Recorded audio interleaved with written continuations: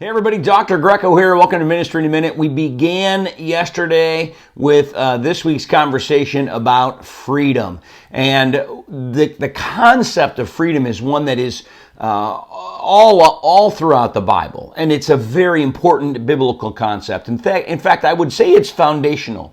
Because in the Old Testament, we see freedom as one of the original concepts that God lays out for His people. The two aspects of the Old Testament that kind of bookend God's plan for the Jews, and then through us as we are grafted in to Judaism as the New Testament Jews, as Christians, are the exile or the Exodus and the exile. And the Exodus in the Old Testament, it's a book of the Bible, but it's also a concept that God set His people free. And at the end of the Old Testament, the exile is the removal of that freedom. They go into slavery. And so this idea of freedom as a part of being God's people and a benefit of belonging to God is very, very important.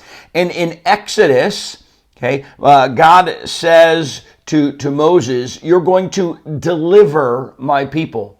And then He tells Moses to go and tell Pharaoh to let his people go. Those are two of the words, delivery and letting go, that God uses for freedom.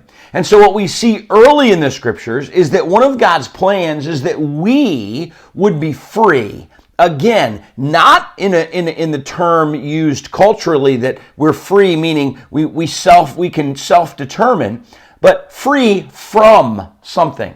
And what we see in the New Testament is Jesus reminds us in the New Testament that the devil wants to bind us up.